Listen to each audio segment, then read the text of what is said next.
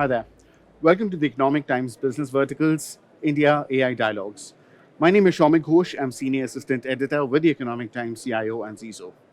Joining me here is Mr. Anshul Gupta. He's the ex-GM NF Railways and Advisor of Innovation and Cybersecurity at RailTel. Anshul sir, thank you so much for Thank joining you, us. Soumik. It's an absolute pleasure hosting you. Thank you so much. All right. So to start with, if you can tell us a little bit about what do you think of the summit of this scale? What does it mean for AI's ecosystem in India? Okay. It's a very, you can say, the overwhelming experience while visiting this experience for last 3 days. And I've been to few of these summits. So I have experience of 40 years in AI field. And I've not seen such a large, you can say, assembly of giants to startups participating at the same platform. It's a great learning experience, not only from my point of view, but the people who are associated or going to be associated in AI journey, which is very, very important for, you can say, business point of view from the no, from for the Welltel as well as other countries. As you know that the business scenario is getting changed from skill driven to intelligence or knowledge driven. Correct. So that's why this summit has a great importance and meaning for India. All right, all right. Now, Mr. Gupta happens to be one of India's first and foremost AI experts. And he was PG in AI a long, long time back, even before it actually became a thing. Now, if you can tell us, how have you seen AI pan out in the Indian enterprise, and are we moving too fast? What are some of the cautionary measures you would, suggest to enterprises before they onboard AI? Okay. So as you said that it's a 40 years experience of AI. My journey started in 85 with AI, and I did my ME in artificial intelligence automation at IISc Bangalore. Mhm. And very first project was in health sector. Then second was sports like Mm. chess. So those algorithms we designed and then associated with the leading hospitals and players of the time, that era. Right. And at the time, it's not that AI is just 10 years or 2 years old. The first AI, you can say in public domain, the AI started somewhere in 1972 in Mhm. health segment when there was a, you can say, abuse of antibiotic drugs and a lot of people were getting resistant to antibiotics. So that's the journey which now India is also facing, and that's the opportunity also for India to become a global power. Right. So there are many segments in which I think India can learn out of as a, you can say, byproduct of this summit where the giants are also there. Mhm. Startups and intelligentsia of the startup we can use to achieve not only the public good but for the masses of India. So the segments which I think it has to be touched is of course the logistics, which is very, very important to drive the growth, Right. next generation of the growth. The 14% logistic cost has to be brought down to 6% or maybe lower, Mhm. and which is possible only when industries across board they adopt AI as a basic requisite in any, you can say, any vertical of their operations or their design or even for marketing. So Right. that's the first message I wanted to give.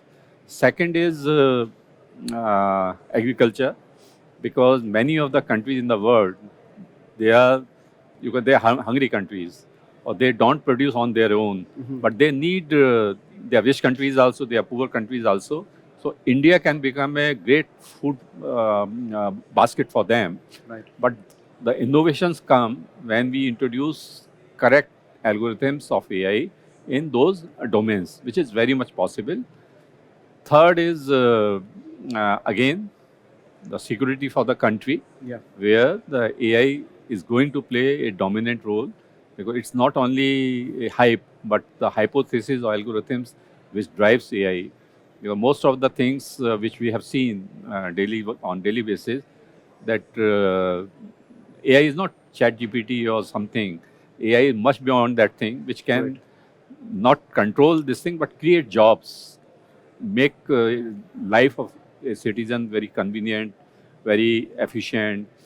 It can you can improve the asset efficiency, optimize the asset efficiency like anything.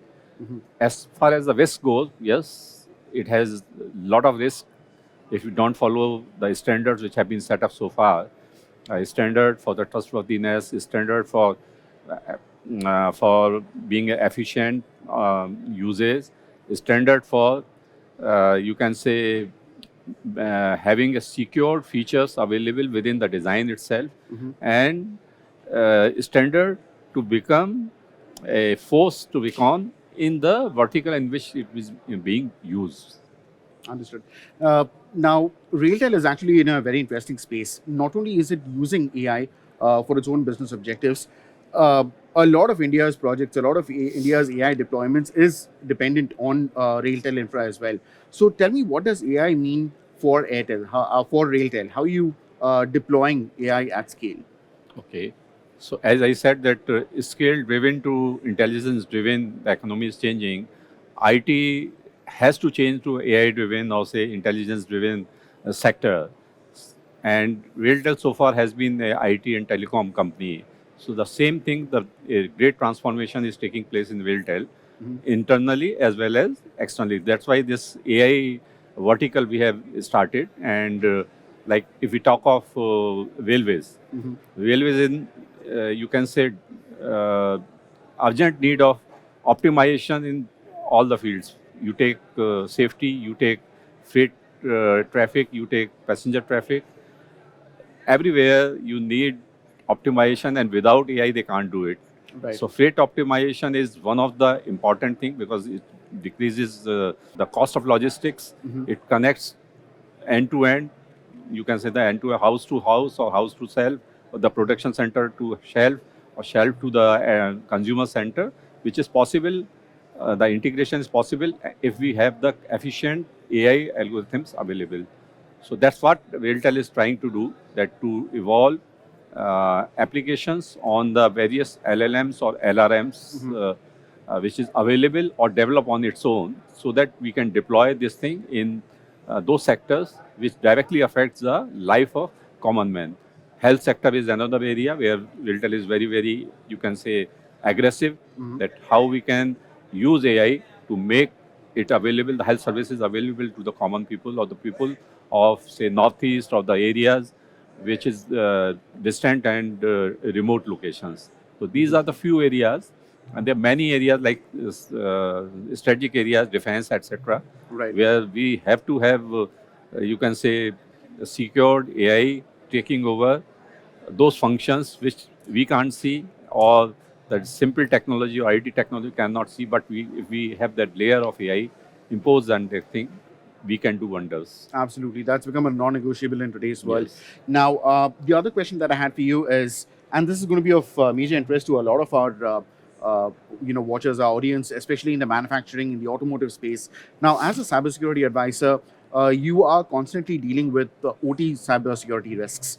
How much of that is amplified because of legacy systems and also the vulnerabilities which haven't been patched for maybe years? How do you work around that? Okay.